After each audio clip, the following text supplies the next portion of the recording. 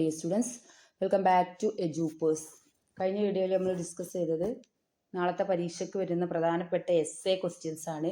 നിർബന്ധമായിട്ടും അത് പഠിച്ചിട്ട് പോവുക. അതുപോലെ 5 മാർക്കിന് ചോദിക്കാവുന്ന ചോദ്യങ്ങളാണ് ഈ വീഡിയോയിൽ നമ്മൾ ചർച്ച ചെയ്യുന്നത്.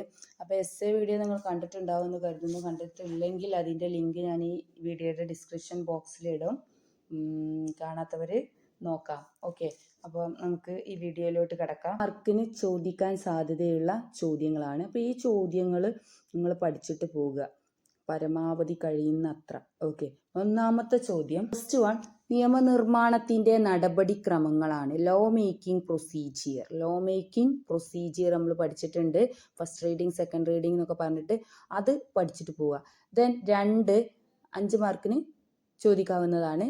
രണ്ടാമത്തത് ഭരണഘടനയുടെ ധർമ്മങ്ങളാണ്, അതായത് ഫങ്ഷൻസ് ഓഫ് ഇന്ത്യൻ കോൺസ്റ്റിറ്റ്യൂഷൻ. അതിൻ്റെ വീഡിയോ നമ്മൾ ഇന്നലെ ചെയ്തിരുന്നു. അതിൻ്റെ ഡീറ്റെയിൽ ആയിട്ടുള്ള ക്ലാസ്സൊക്കെ ചാനലിനകത്തുണ്ട്, വേണ്ടവർക്ക് കാണാം. അല്ലെങ്കിൽ ആ പോയിന്റ് 5 എണ്ണം പഠിക്കുക. ഞാൻ വീണ്ടും അത് റിപ്പീറ്റ് ചെയ്ത് വീഡിയോയുടെ ലെങ്ത്ത് കൂടി പോകേണ്ട ആവശ്യമില്ല. അപ്പോൾ നിങ്ങൾ ഓൾറെഡി പഠിച്ച കാര്യമാണ്. അപ്പം ഇത് സെലക്ട് ചെയ്ത് പഠിക്കുക എന്നുള്ള ഉദ്ദേശത്തോടു കൂടിയാണ് ഇത് പറയുന്നത്. ദെൻ നെക്സ്റ്റ് വൺ, ഇന്ത്യൻ ഫെഡറേഷനിലെ യൂണിറ്ററി സവിശേഷതകളാണ്. What are the unitary features of Indian federation, അതും പഠിക്കണം. ദെൻ തെരഞ്ഞെടുപ്പ് കമ്മീഷന്റെ അധികാരങ്ങൾ അല്ലെങ്കിൽ തെരഞ്ഞെടുപ്പ് കമ്മീഷന്റെ ചുമതലകൾ, അത് പഠിക്കുക. What are the functions or powers of election commission. Then പ്രധാനമന്ത്രിയുടെ അധികാരങ്ങൾ, what are the powers of Indian prime minister. അതുപോലെ ഇന്ത്യൻ മതേതരത്വവും പാശ്ചാത്യ മതേതരത്വവും തമ്മിലുള്ള വ്യത്യാസം, ഇന്ത്യൻ സെക്കുലറിസം തമ്മിലുള്ള വ്യത്യാസം, വെസ്റ്റേൺ സെക്കുലറിസവും തമ്മിലുള്ള വ്യത്യാസം. Difference between Indian secularism and western secularism. Then different types of writs, 5 റിട്ടുകൾ, habeas corpus, mandamus, prohibition, certiorari quo warranto, അറിയാലോ.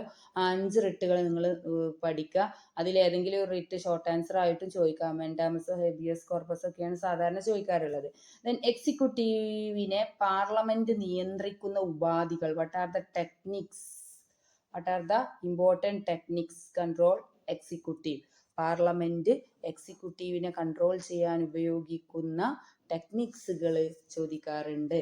ദെൻ സമത്വം എങ്ങനെ കൈവരിക്കാം, അതിനുള്ള മാർഗങ്ങൾ.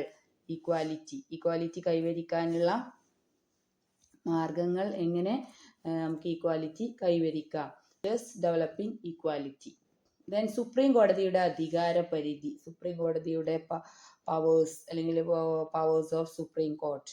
സമത്വത്തിന്റെ 3 മാനങ്ങൾ, what are the 3 dimensions of equality. ഒക്കെ പോയിന്റ് ആയിട്ട് ഉള്ള ക്വസ്റ്റ്യൻസ് ആണ്, ആൻസേഴ്സ് ആണ്.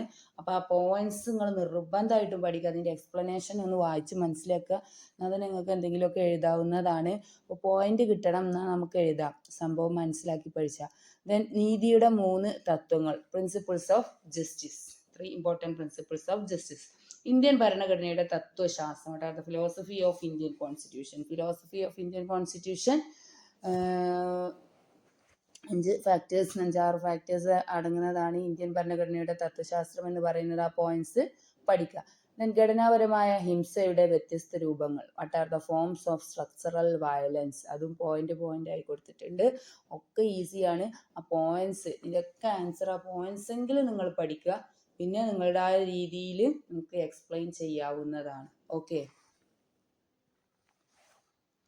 വീഡിയോ നിങ്ങൾക്ക് ഉപകാരപ്പെട്ടെങ്കിൽ ലൈക്ക് ചെയ്യാനും നിങ്ങളുടെ കൂട്ടുകാർക്ക് ഷെയർ ചെയ്ത് കൊടുക്കാനും സബ്സ്ക്രൈബ് ചെയ്യാനും മറക്കാതിരിക്കുക.